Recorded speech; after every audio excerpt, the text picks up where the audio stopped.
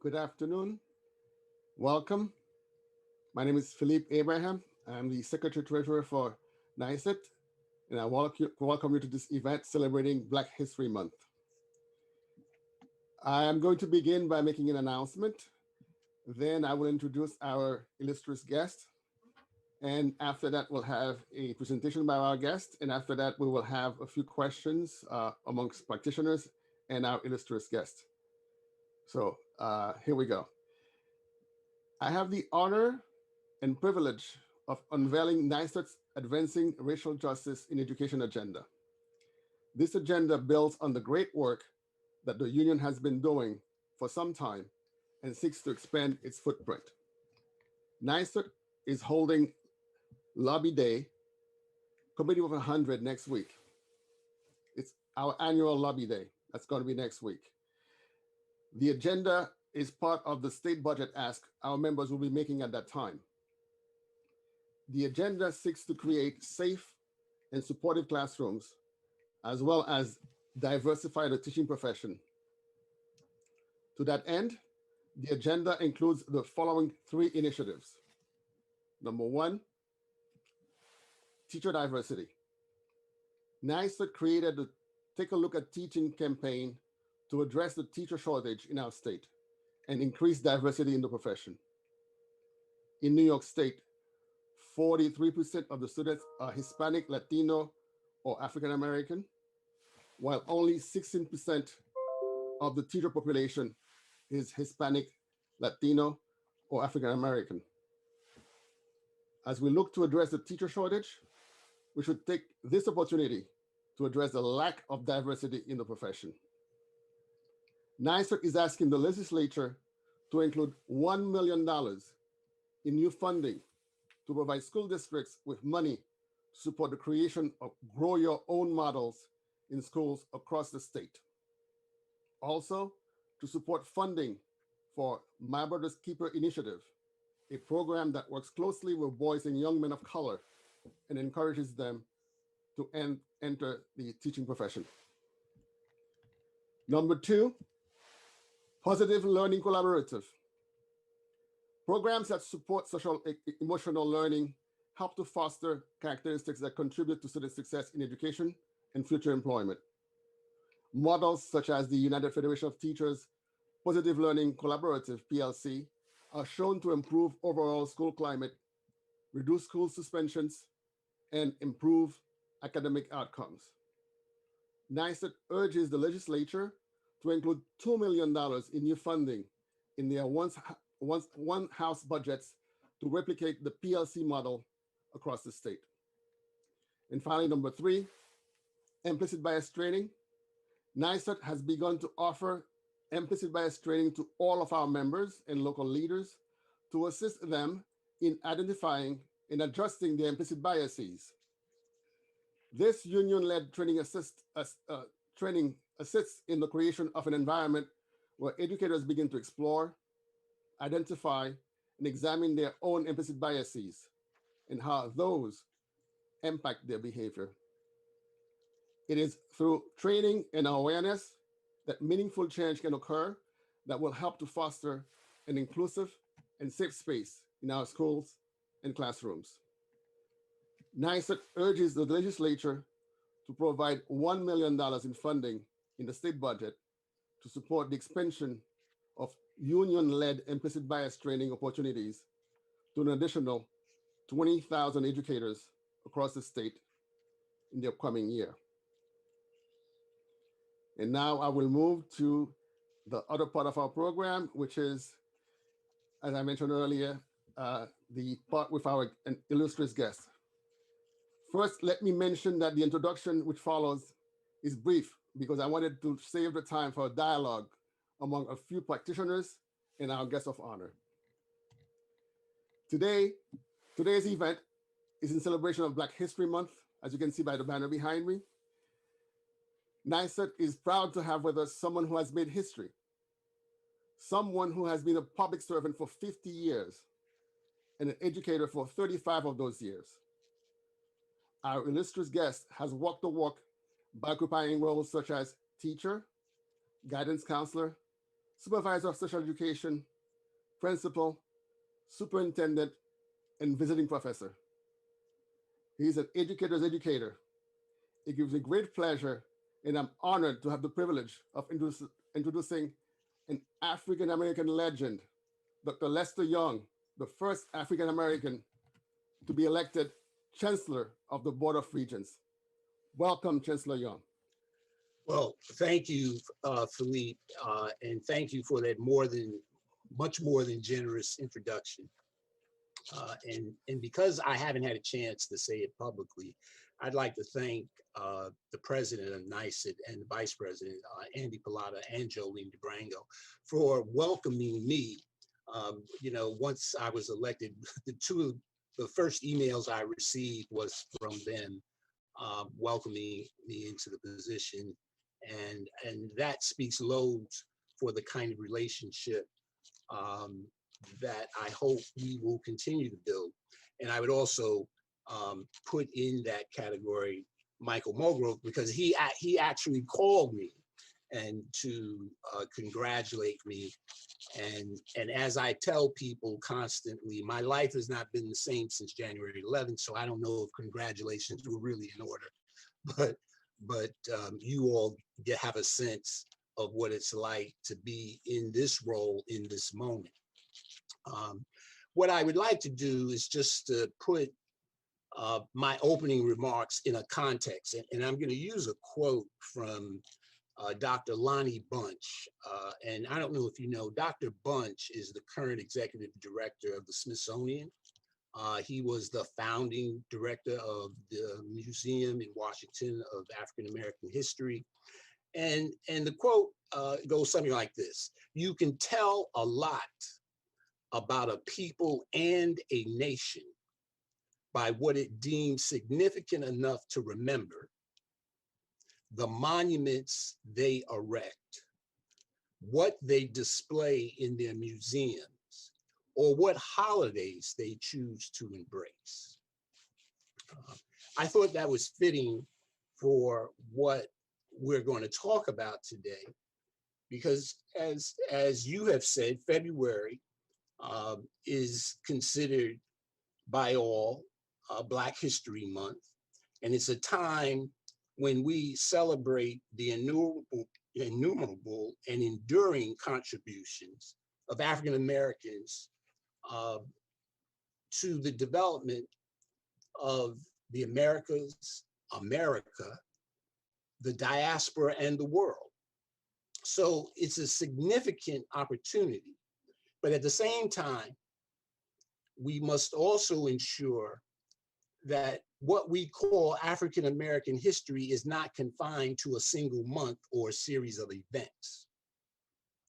It is critical that schools embed these lessons throughout the school year and throughout the entire curriculum, because we don't want young people to think that these are just historical facts, because his history is important, but when the complete story is told, the story of Africans in America can be found in every content area. And so it ought to appear in every content area. So one of the ways in which we do this is by an emphasis on teaching, and an emphasis on teachers. And one of the challenges that we face in New York, and I dare say nationally, and I think, Philip, you actually cited the statistic of the decline in diversity within the education workforce.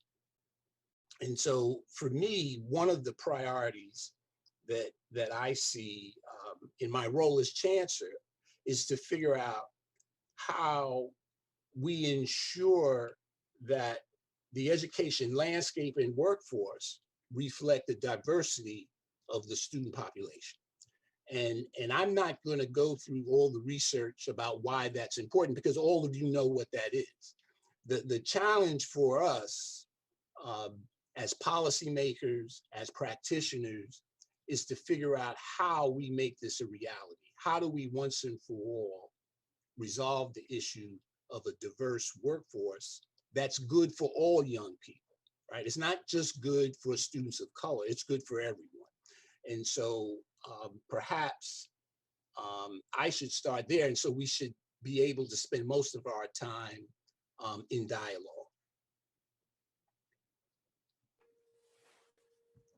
Thank you, Chancellor Young. Thank you very much. So as I mentioned, my job is an easy one because all I'm going to do is call on my sisters and brothers and my fellow people in union to actually ask the questions. So I'm going to begin with Tamit. Tamit, please. Hi, good evening, Chancellor. Thank you for this opportunity to be here. I'm very excited. My name is Tamit Muldowney, and I am a second grade teacher in upstate New York. So I'm in the Saranac Lake School District, which is right outside of Lake Placid, New York. This is my 13th year teaching. I've been in this district and solely in this district since graduating from college. And I feel it's very important that I'm here today. In the 13 years I've been teaching, I've been the only teacher of color in this district. And you know, it's been difficult, and I don't know who has come before me, but I'm pretty sure I have been the only teacher of color here. So at times it can just feel extremely isolating. A lot of weight is put on me for our students of color, and I just want to be able to help them have role models of color. Like you said, it doesn't matter what their skin color is, they should all have a role model of teachers of color in their everyday experiences. So with that being said, I was hoping to ask you today what your views are on how rural and predominantly white districts like the one I'm in might best go about diversifying their workforces. So that is, what are the most important steps that we can take to get started given the geographical and cultural challenges of our area? Well, I think the first step begins with the leadership and policymakers of any district that speaks very directly to our values and beliefs as it relates to diversity. It's hard for me to understand how you can take on the challenge of diversifying a workforce in a district that's pretty homogeneous without trying to understand how we feel about diversity. Do we value diversity? Do we see diversity as a strength? And I think you have to start there. Philippe talked about this idea of implicit bias training. Well, here's what we know. We all have biases. And if you happen to be in a community that's pretty homogeneous in the work setting, it's hard for you. I mean, that is the culture. And so here's what we know. The culture is always stronger than the individual, right? And so it's very hard to come up against the culture. And so the first thing we've got to do is have the courage and leadership that says we value diversity, that we need to talk very specifically about how we're going to achieve diversity. In other words, we ought to have some goals. We ought to have some targets. It is in the 21st century, we're actually preparing our young people to be global citizens, right? And so you can't give lip service to that. If you believe that our job is to prepare young people to be global citizens, to be able to participate globally, be able to interact, be able to understand, we have to start with our own ability to put action to our rhetoric. So the first thing I think you have to do is be willing to state specifically your values and beliefs as it relates to diversity. The other thing that I think we can do, and boards have done it all over New York State, is begin to look at, well, what are our policies as it relates to diversity, right? So the way an organization communicates its expectations is by the policies that they put in place. And I'll just say very simply, if you have no policy, then you're not stating any expectations, right? So once you've had this conversation, once you begin to grapple with what you believe and what you value, then the next step is, what about our policies? And see, once you have a policy in place, then you can establish real targets and attainment goals. But I think you have to look at it in terms of steps. And so those are just some of the steps that I would outline as ways of addressing that. I appreciate that. Our district did just this year form a DEI committee. And one of our top goals is to look at our policies and to change them. So we will continue on and continue to put in the work. So thank you. Thank you, Dr. Intimate. So we're going to go next to Andre. Good afternoon, Dr. Young, and I want to join everyone in congratulating you on becoming Chancellor of the Regents. As someone who has been out of high school 15 years and remember taking Regents exams, it's good to see a face behind what the actual Regents, is. And so, but again, congratulations. I'm Andre Mathis, and I work in the Union Endicott School District as the registrar, and been here for 6 years. And I have the privilege of serving as the president for our local union, of which is support staff, which is the Office Personnel Association. And I'm the first person of color to serve as president for my local union. And so kind to piggyback off what Tamit was saying in regards to her conversation and in your remarks about, values of diversity, as we've seen the past couple of months, within the year, we've seen how various institutions have made statements or taken action to speak to how they would change their culture in regards to the moment. And so I just wanted to see what you felt would be state education departments and role as educators, and how we are to contribute and educate our students in regards to contributing and educating them about not so much just the moments, but the movement of diversity and social justice. Mm-hmm. Mm-hmm. That's an excellent question, because while we are in what I would call an incredible moral moment right now, what we don't want to do is lose sight of the goal of how do we actually not just return to the way it was. And I think, and I want to start there. There is this human tendency that says, well, if we could just get back to the way things used to be. And so while I understand that, we also have to understand that for many Americans, going back was not a very healthy place.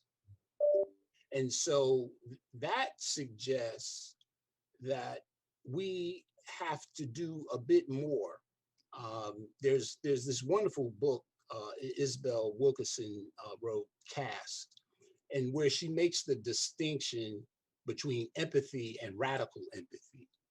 And she says that, you have to be careful. You can't just look at a person and say, I'm going to put myself in their shoes. That requires work, right? It requires hard work to understand what it's like to be in a situation where you are discriminated against every day, right? That takes hard work. It is unimaginable if that's never happened to you.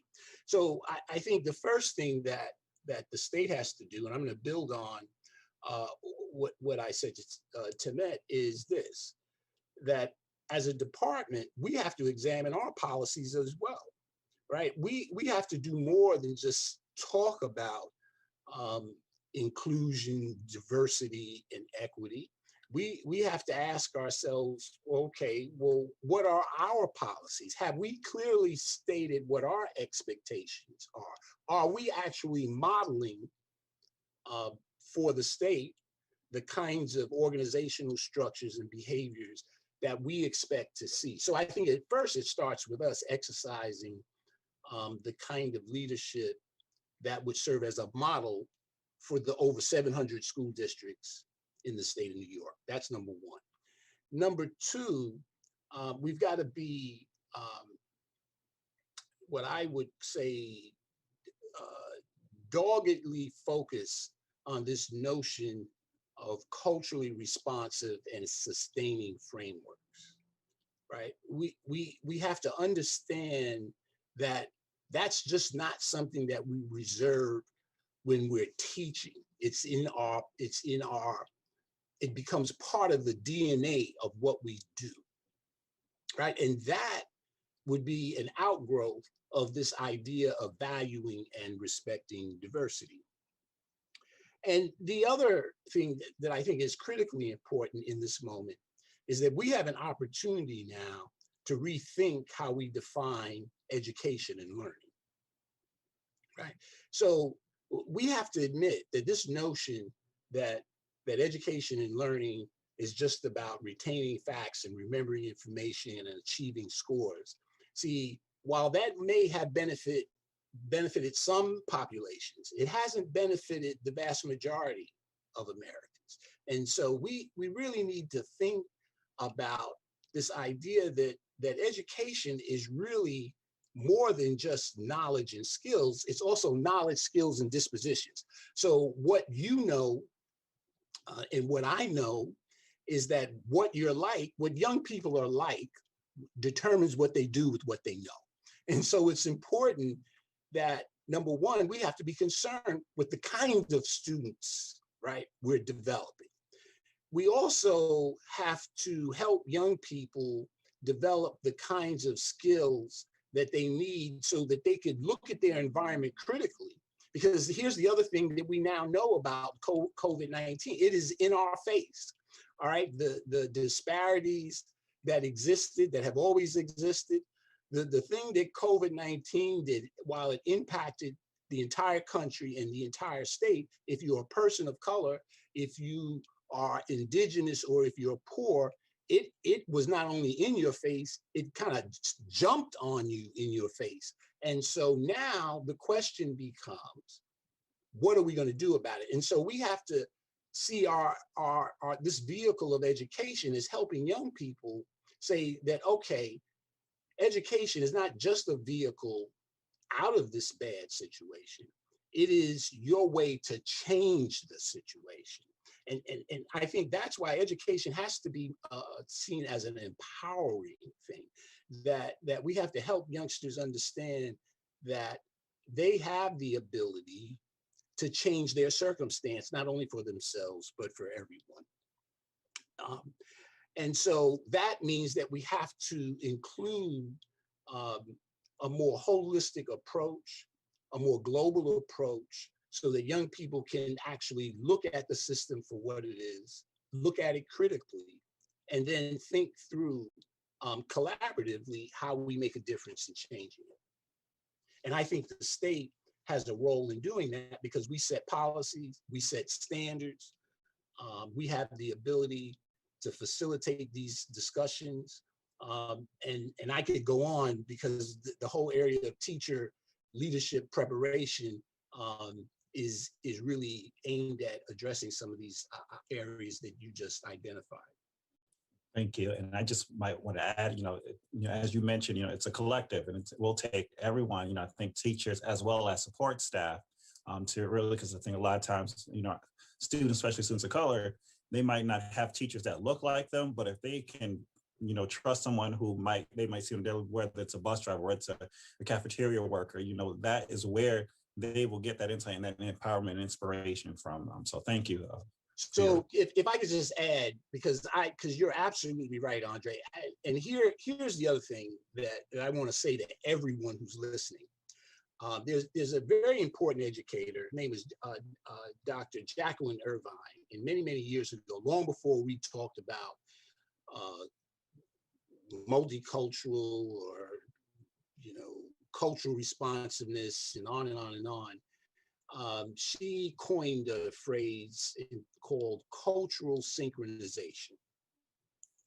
And what Dr. Irvine said, that yes, it's important for students of color to be able to see teachers that look like themselves or principals that look like themselves. But she said it was more important that the teachers that are working with them, the adults that are working with them, are in sync with them, right? That we know that when your teacher, when that adult is in sync with you, see, that's the beginning of the relationship. And those of us who've been in the classroom know that it all starts with the relationships.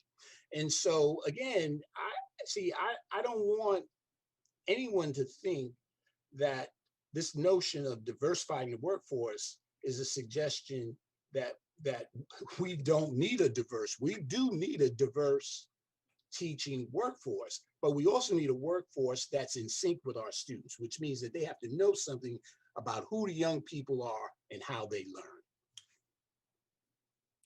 Thank you. Thank you, Dr. Young. Janella, my friend. Good afternoon, Dr. Young. Hello, everyone. I am Janella Hines, the Vice President for Academic High Schools at the United Federation of Teachers.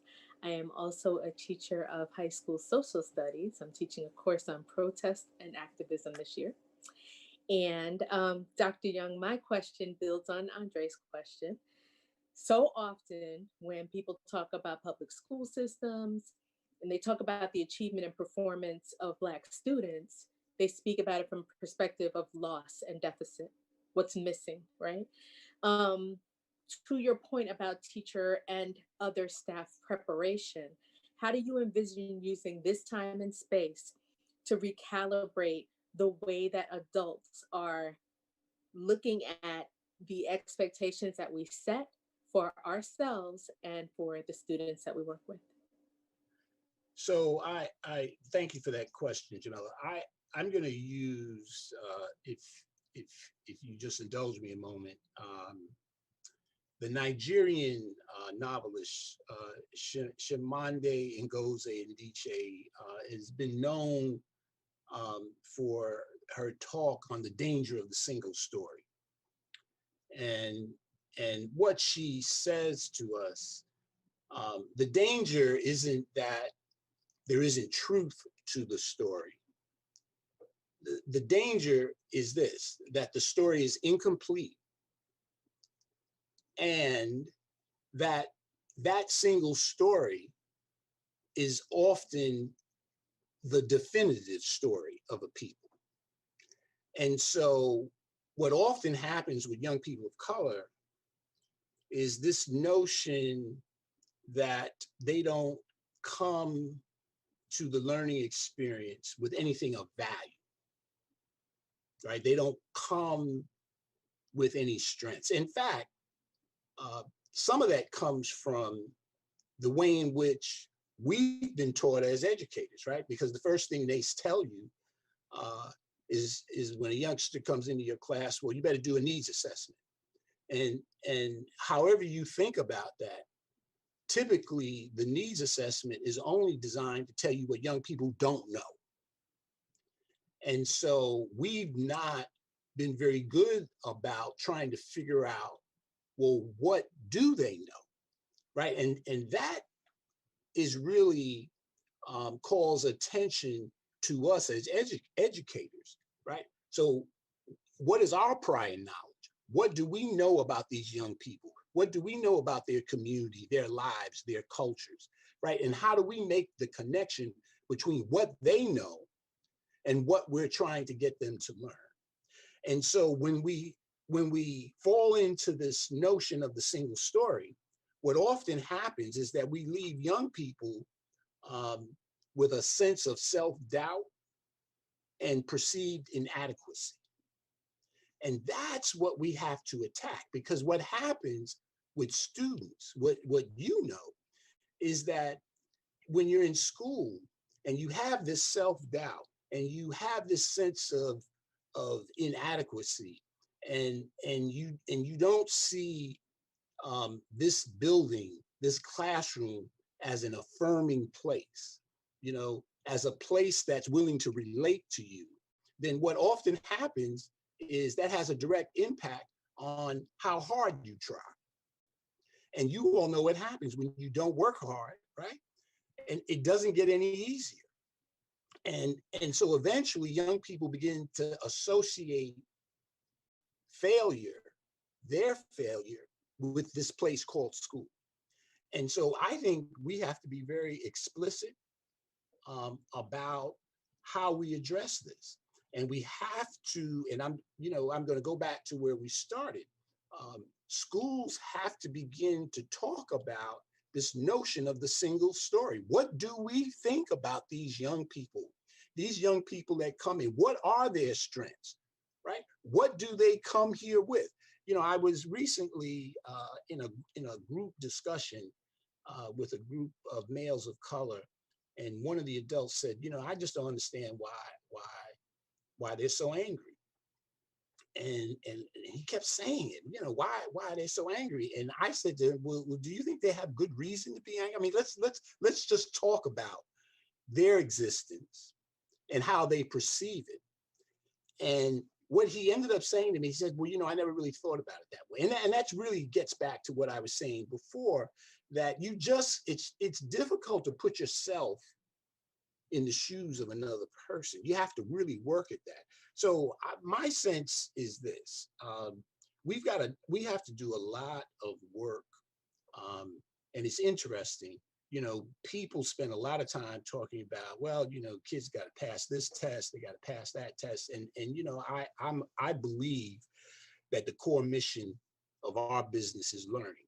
I believe that, but I also know that it's development that supports learning. It's not the other way around. And so we've got to work with our young people. We've got to help them understand the world in which they live.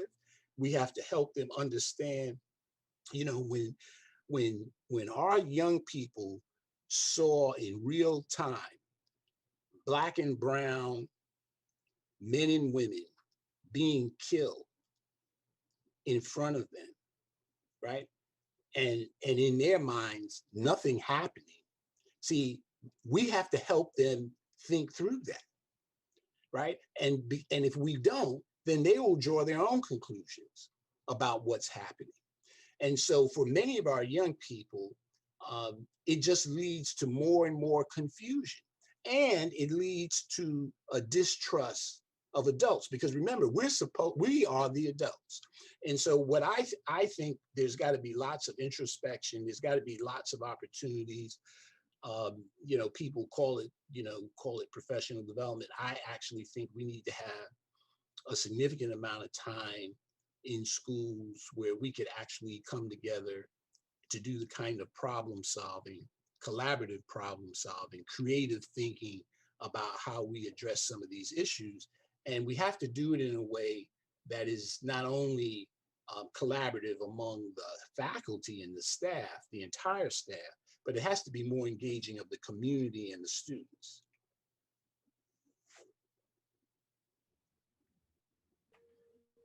Thank you, Chancellor Young. So now we're going to go next to Cordelia. Cordelia? Good afternoon, everyone. Good afternoon, Chancellor Young. My name is Cordelia Anthony. I am a high school living environment teacher in Long Island. I work at Farmingdale High School. I'm also the president of the Farmingdale Federation of Teachers. And my question today is that we all here in this conversation know that there is a need for a more diverse teaching staff, but it's just not something that everyone fully embraces. Is it actually possible to emphasize the need for this to communities, school boards, district administrators, and even some of our fellow teachers without alienating their level of comfort with what the status quo has been? Mm-hmm. Well, here's the thing. Change is sometimes can be in a very uncomfortable place. And so what I would say, what I've had to learn leadership roles is that it's not always going to be easy, and that sometimes courageous leadership means that people are not always going to agree with you, even when you believe you're doing what's right. But you have to decide. And only you can decide in that moment what will drive you. And so what I would say, number one, is this: that there are going to be policymakers who will say, well, we really want to do it, we just don't know how, right? And so I think in those instances, we've got to be ready to roll up our sleeves and go in and work with them. And we have to be careful that what we're talking about, you can't do long range. This is not about sending a memo and thinking that it's going to get done. Or this is not about taking a couple of people from the district and sending them to this wonderful professional development session and think they're going to come back and turn the whole district around. This is really about how do you get in with people, roll up your sleeves, and be willing to work with them through their successes and their failures, right?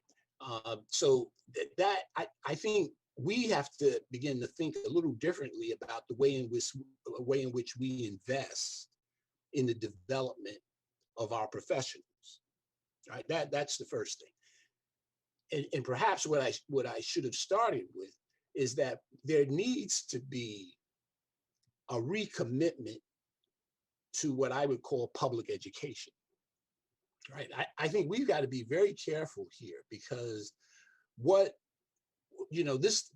created this system of choice and as a way of saying, well, this is how we're going to incentivize all public schools to improve.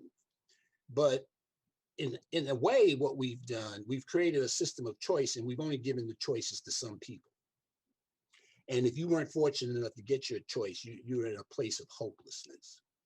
And that includes everyone in the landscape.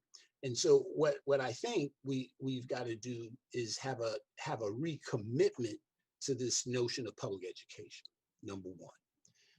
Number two, along with that recommitment, there has to be a significant investment in teaching and learning, right? We've got to stop this business of, well, let's just fund this program. We're not going to program our way out of this. If we believe that we truly want to see every young person educated that attends a school in New York State, then we have to invest in teaching and learning in a way that will make that a reality. Not in just some schools, not in just the favorite schools, but we've got to do it in all schools. And here's what I would say, that we have to be willing to challenge the way in which we think about things. So what do I mean by that? In New York State, we spend $67,000 a year to lock up a juvenile. I mean, think about that.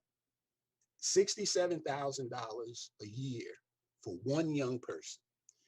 And you all know how we quibble over, are we going to spend $13,000, $14,000, $15,000 a year to educate a young person? And we all know the connection between having an incomplete education and future incarceration. And so for me, those are decisions that people are making. Those are decisions that we as adults make. And so we have to start thinking about, well, if we just took a fraction of that money that we're using to lock kids up and invested this in education, just think what the payoff would be. And so for me, there has to be a significant investment in teaching and learning. And then I think if you have that, then we could look at this whole issue of equity and equity of outcome. But it's hard for us. It's hard for, if you're in the classroom, those of you who are in the classroom every day, it's just rhetoric when I come in and start talking to you about equity, and in your heart that there's no equity. There's no equity in the resource distribution. And I could go on and on and on. But my point is, I think we have to recalibrate the way we think about how we're educating our young people and what our commitment to public education is going to be. And I think we have to start there.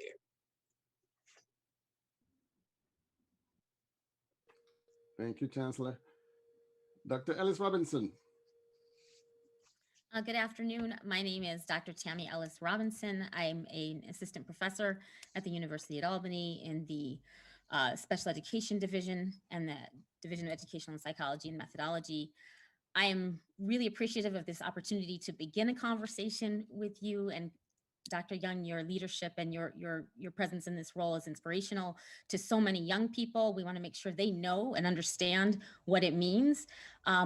so many of the things you said lead me to feel you've already begun to answer the question I'm about to ask. Things like talking about radical empathy and hearing you, bring that to the connection to radical inclusivity of everyone and equitable outcomes, and that recommitment and investment that you just spoke of, that I think we all can take a pledge to join in for a recommitment to public education and a true investment of time. And so many of the ideas you talked about just lead me to think about reciprocal accountability, where yes, you're accountable for your education and we're accountable for your education too. And really that true investment that goes beyond just the words. And I truly appreciate that. There's something you said at the beginning that I think leads into my question, and probably, I'll say it in my professorese, but it leads into it in maybe a clearer way. And you talked about education as a way-in. And so I want to talk about the teaching pipeline and thinking about education as a way-in and a way-in to stay in. So recognizing that diversifying the teaching pipeline shouldn't be a cultural tax, but rather emblematic or representative of racial justice and culturally sustaining and practice, and just a supportive and engaging educational experience that we know extends from, pre-K all the way through post-secondary to becoming that teacher in the workforce and on throughout their lives as members of NYSET, and when they come and take on roles as members of the Board of Regents someday, because that's where we really want our young people to see as their role and the possibility for their future. How do you envision the educator preparation programs like the one I represent, where we have a mentoring program to try to do this work? How can we partner with you and your department and work together to support a holistic vision that will achieve a better vision for the future and a more diverse pipeline, because everyone wants to be there? Right.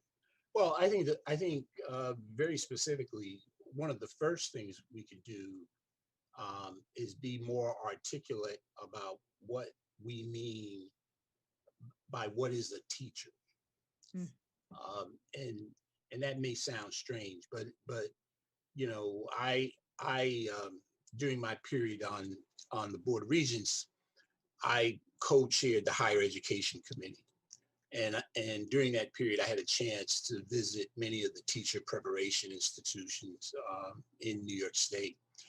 And after visiting many of them, it became very clear to me that we were not all moving in the same direction. And in fact, I don't even believe we were looking in the same direction. And so, and that may seem harsh, but it's true. And so what I think we have to do, those of us who are policymakers together with faculty and others, we have to be willing to sit down and talk about what are, and I'm going to repeat something I said earlier, what are the knowledge, skills, and dispositions that teachers need to prepare young people in the 21st century. We need to be clear about that. We shouldn't be quibbling over how many hours you have to spend doing student teaching. I mean, I to me, that's just so wrong-headed. This idea that there are some institutions where the graduates leave and they've been certified in more than one area, and then there are other institutions that they're only certified in one area. And here's what we know. We as an education system in New York State, we should be preparing teachers, all teachers, to teach a wider range of diversity. That means we have to be more accommodating, right? We have to be more knowledgeable. So it just seems to me wrong-headed that the only way we can help a youngster with a disability is by putting them in a self-contained class. I mean, I just think that's, the research bears this out, right? We also have to think about, well, what about our multilingual learners, right? What about the way in which we educate young people who we consider to be, in need. And so it occurs to me that we should be, and again, I'm hedging because I know what people will say. They'll say, well, he's talking about making it more difficult to become a teacher. No, what I'm saying is this, that teaching is a profession. That's number one. Number two, when a person is certified as a teacher, they should be prepared to hit the ground running, right? They are professional. They should be prepared.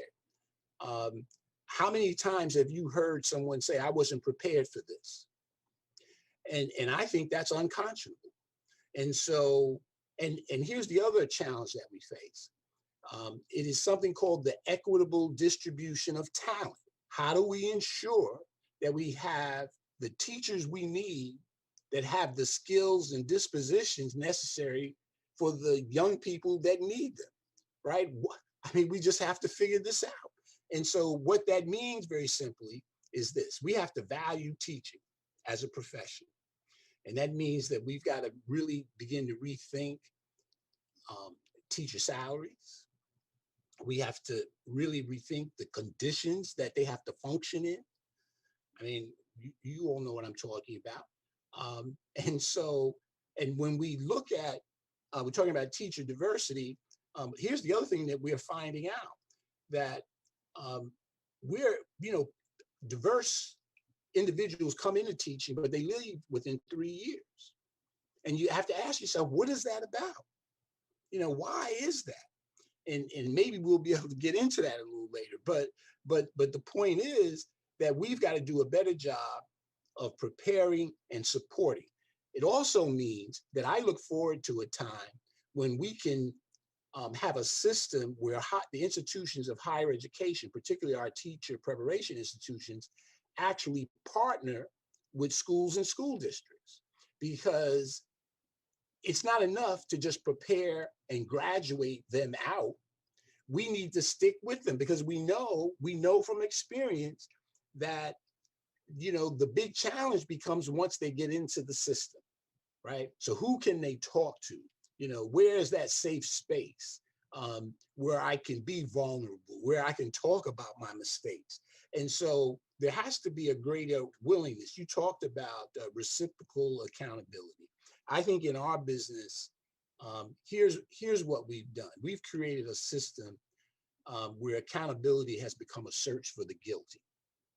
That's what it is. We want to hold someone accountable. Let's go find someone and make them guilty. In some places, say we make the principal guilty, or some places we'll make the teacher guilty. But here's what we all know: that hasn't benefited children.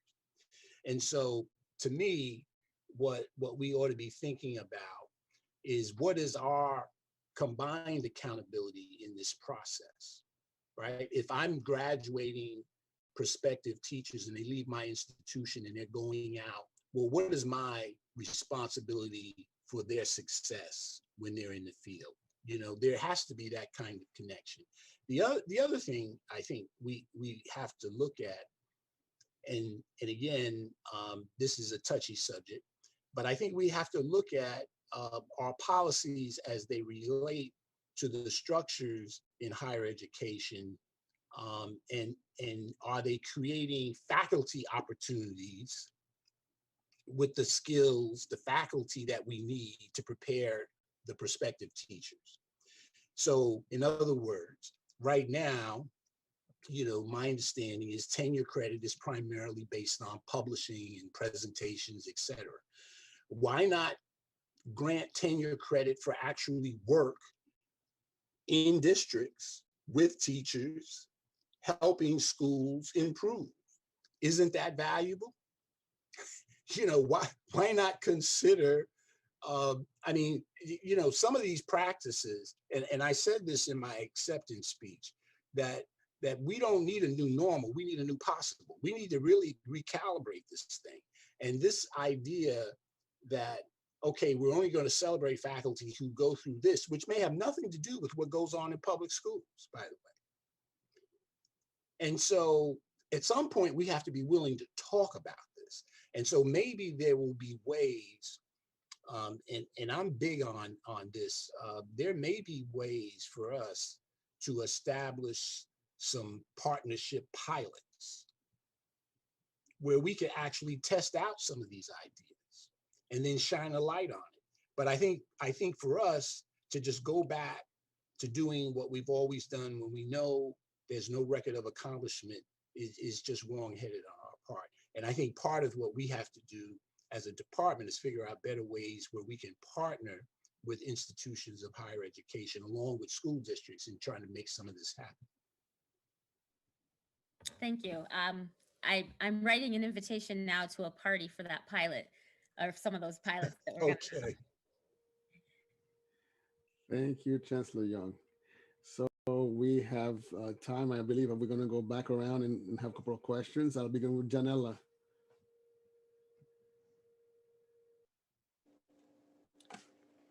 Thank you, Philippe. So, Dr. Young, I am very interested in your conversation about rethinking possible. And we know that for, as you said earlier, there are students across the state for whom school wasn't meeting their needs. We know that there are students who are in difficult positions right now, right? Now that, if we're working remotely, or students who are coming in not for the full week. I wonder what your conversations are looking like around how we rebuild after the collective trauma that we're all still experiencing, to create a system that is really workable pre-K to higher ed. So here's what I would say, and I'm going to build on your word, rebuild. I think we need a different blueprint.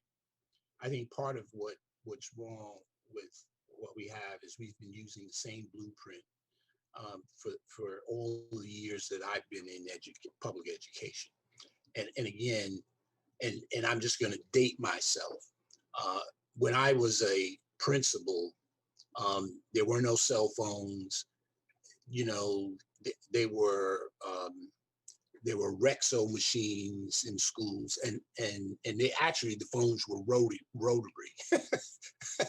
And so I won't say what year that was, but you remember. And so many of these policies and many of our practices have been in existence all this time, and the world has changed, right? We're smarter, we know more.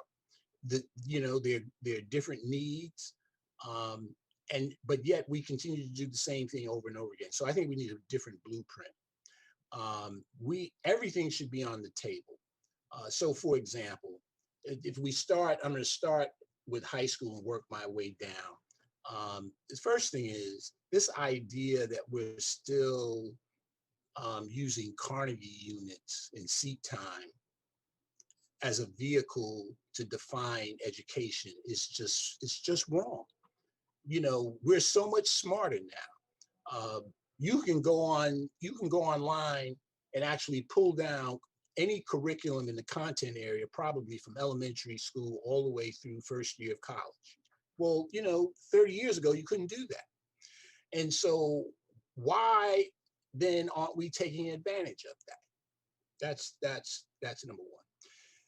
The other thing that I would say, and so I'll just go back and forth. Let's talk about the early grades. We now know, because of the brain science, that there's got to be a greater connection between birth to age 3.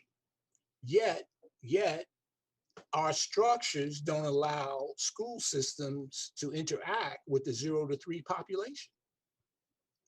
Right? That just doesn't go along with the science. The science tells us one thing, but our practice, we're in a completely different direction.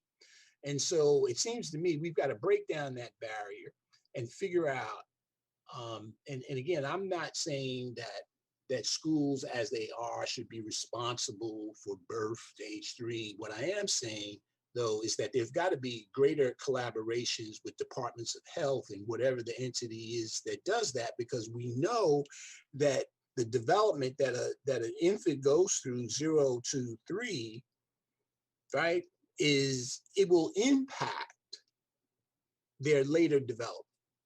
So we know this. So we ought to be more cognizant of it. What else do we know about the middle? Let's just talk about the way in which we educate young people. Right now, we're structured in a way where the goal post is, let's just get them out of the grade, right? So you're in the 4th grade, let's get out of the 4th grade, go to the 5th grade. We're in the 6th grade, let's go to the 7th grade. But here's what I think we've got to do. And I'm not going to complicate this. We need to make sure that young people are prepared to be successful at the next level, whatever that is. So let's say if we're all in whatever institution we're in, if I said to you, our goal now is forget the end of year test. Our goal is to make sure that every young person in this school, in this class, is prepared to be successful at the next level. See, that would change the whole nature of what we do every day, right? So if you're in an elementary school, that would mean that you not only have to be expert about what goes on in your environment, but you have to know what's next. You have to know what's next. And it also means that the people in middle school have to know what's going on, and there has to be this fluid kind of interaction.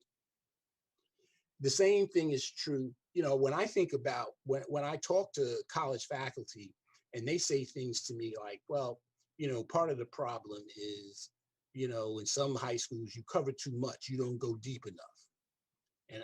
And I said, what? And they say, well, yeah. They say, maybe the problem is you're trying to cover too much. So when they get to us, and I'm saying, well, wait a minute, there's something wrong here. There's a mismatch, because if a youngster has a Regents diploma, they should have everything they need to be successful in their first year of college. But here's what we're finding. Many of our young people don't have that unless they're in a special kind of HEOP, EOP, a lot of support environment. Many of our young people, the data is clear. They graduate, they go to college, and they drop out. And it's worse in community college. Yet we keep doing the same thing over and over again. So I think we need, I actually think, Jamila, we need a different blueprint. We need to sit down and we really need to talk about this. Here's another point that I would make. Everyone is talking about learning loss. And recently, you know, I was interacting with some school district leaders and board members, and people were talking to me about, well, you know, we've got to know now because we got to get this summer school right. And when we think about in the fall, we got to get this after school right. So here's what I'm going to tell you. What has occurred over the last 2 years is not going to be fixed in summer school or an after school program. So again, we've got to begin to think differently. We've got to think differently about the school year, the school day, the calendar, the way in which we group students. You all know this. If you're in elementary school, you have some children probably in your class that are doing math on a 5th grade level, but their literacy on a 2nd grade level. So what do you do with them, right? And so just putting them in a 3rd grade class may not necessarily be the answer. So we've got to really rethink how we do this. And so what I would say is this: everything should be on the table, but the focus, we should be more, how can I say, developmental and outcome focused. We should, you know, the process should be fluid, right? We should be willing to say, whatever these young people need, we're prepared to offer it. It should be informed, right? That's why it's important that we work with higher education institutions, because what we do should be informed, but we shouldn't be so locked into doing what we've always done, because what we've done has gotten us the results that we're trying to get away from. I think many of the members that we represent would love to be involved in those kinds of conversations. Thank you so much, Dr. Young. Sure, thank you. Thank you for the question.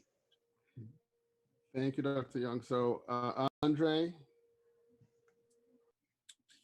So Dr. Young, thank you so much for taking the time to be here. I love, when you said we don't need a new normal, but a new possible. And I'm definitely going to be posting that on social media and giving you, the credit for that.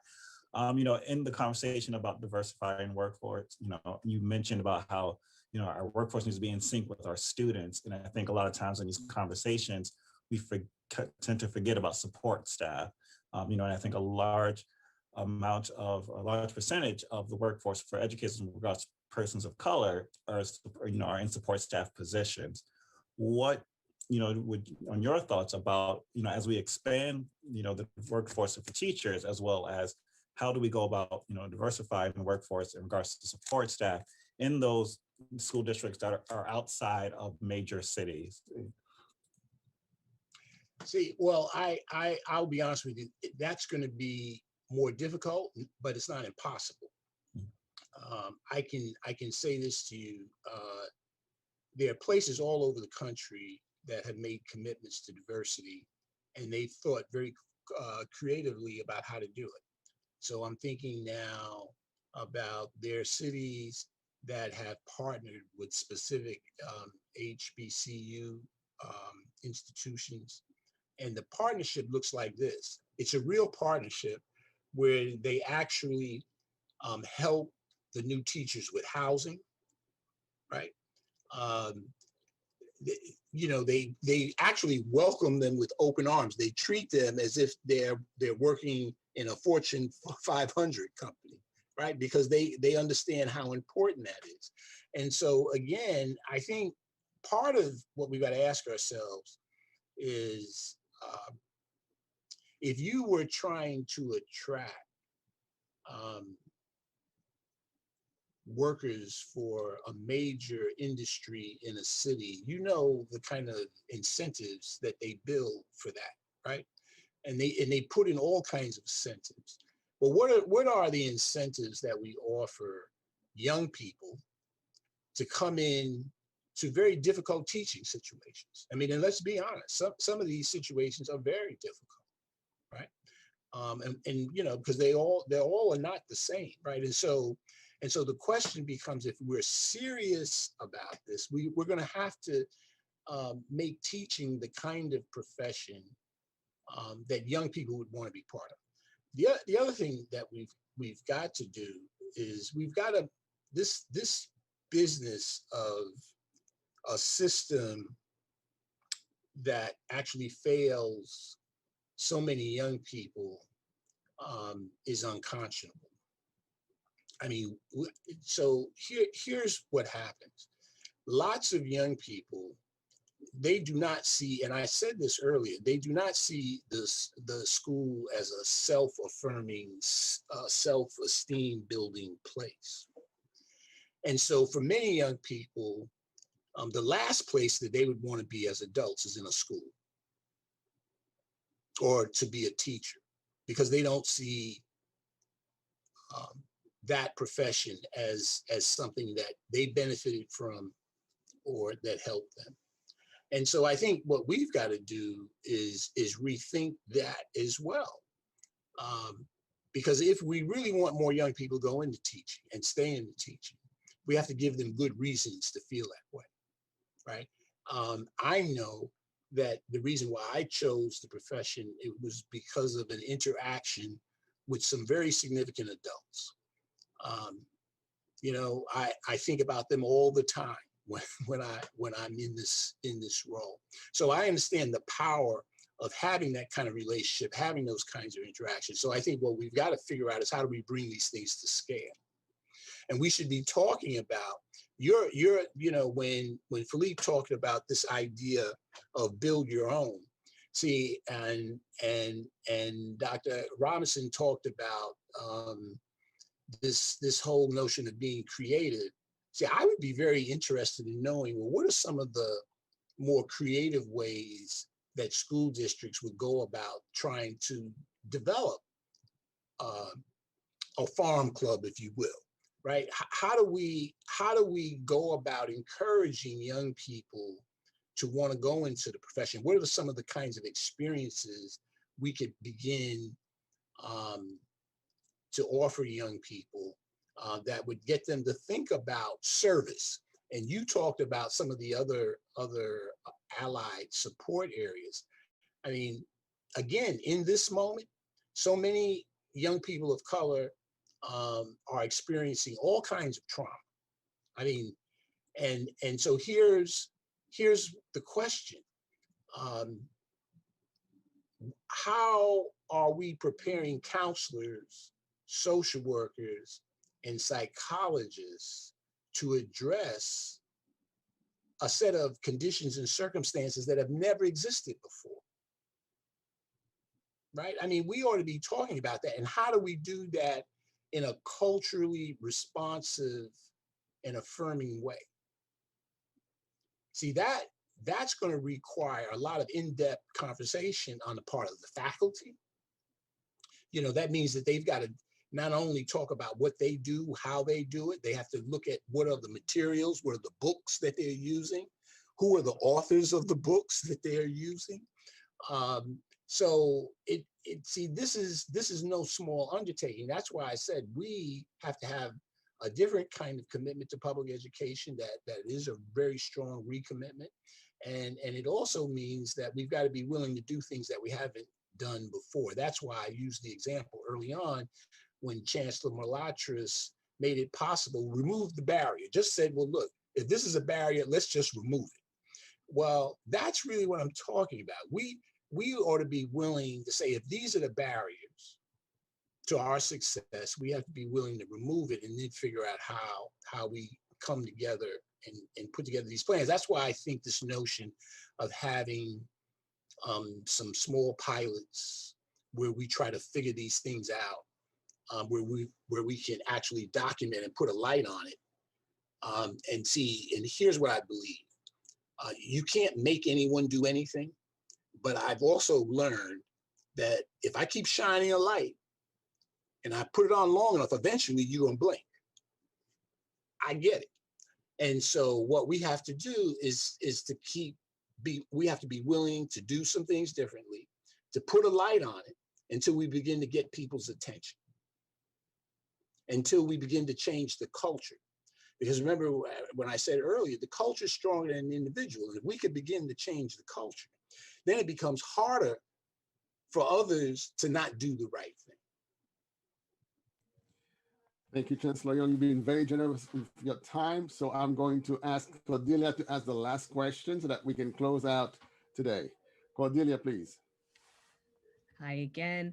So my question actually revolves around something you mentioned about teacher retention, because for example, where I am here on Long Island, there are over 600 public schools and 61% of those schools don't have one Black teacher.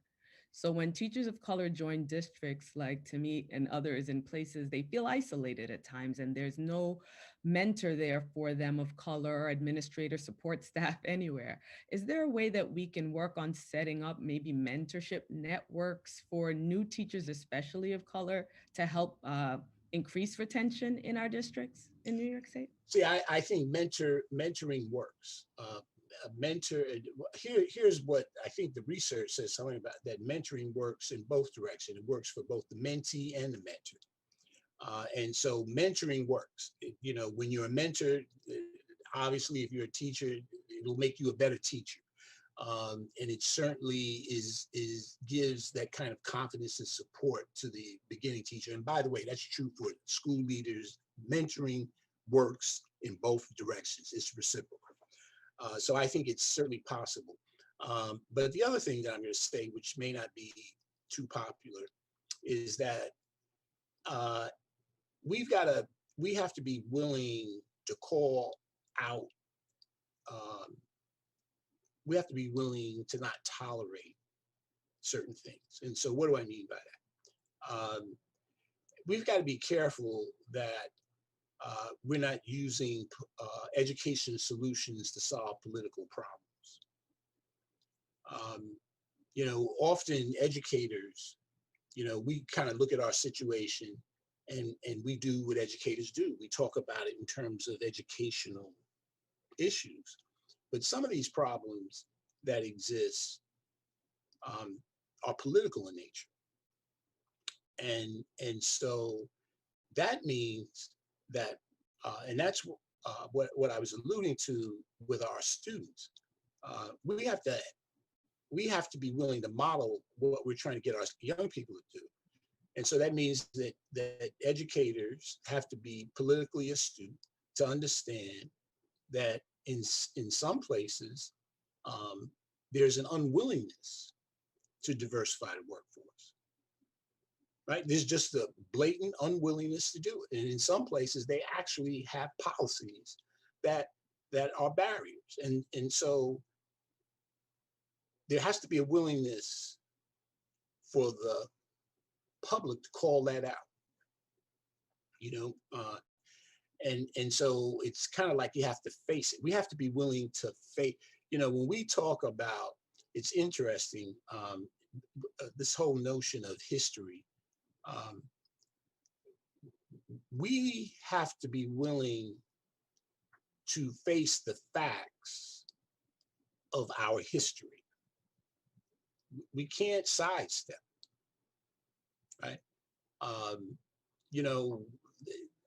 Public education, some people said, was founded on this statement: a nation that expects to be free and ignorant expects the impossible.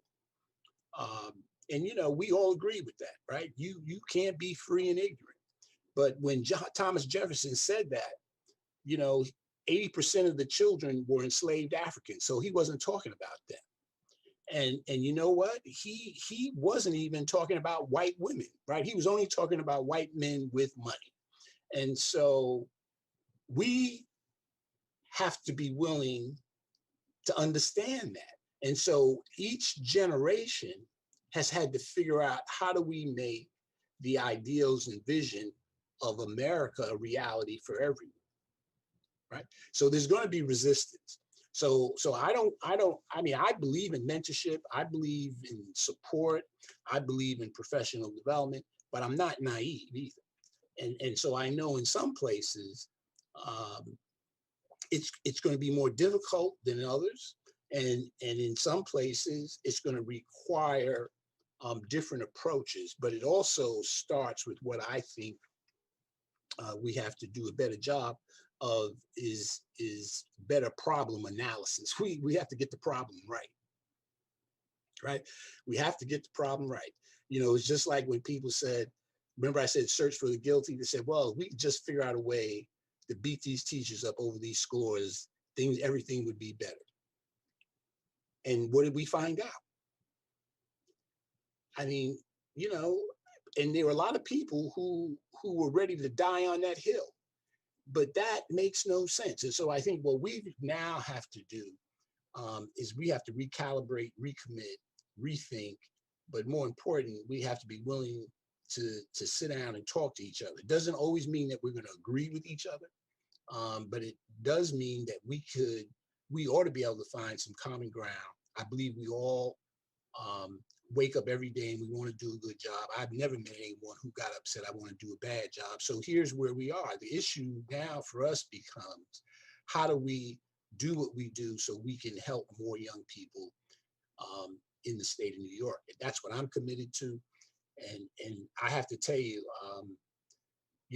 every day is a long day for me, but this is a wonderful way for me to end the day, to be able to talk to people who are in this business every day and work so hard trying to help all of our kids. And I just want to salute all of you and thank you for giving me an opportunity to talk to you today. Thank you so much, Chancellor Young, for giving us the opportunity to have such a great event to mark Black History Month. We had a very robust discussion regarding the teaching profession and that's diversification in the profession. And I cannot thank you enough for being so generous with your time and for being here with us today. I'd like to say that this is only the beginning. The dialogue that should continue. I'm hoping that we'll be able to repeat at some point. And again, thank you so very much. And thank you to my colleagues from NYSET, Janella, Cordelia, Dr. Ellis Robinson, Andre, and Tamit.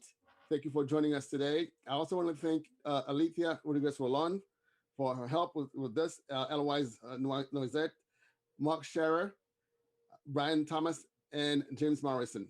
I also want to say that this program will be available on demand for those folks who are watching right now. If you have friends or colleagues who are missing it because they are elsewhere, please let them know that this will be posted as of this evening for and available for view. So thank you very, very much, everyone. Have a great evening. Happy Black History Month. Thank you, Chancellor, once again. Okay, sure. Thank you all. Thank Thank you. you all. Thank you. Bye-bye.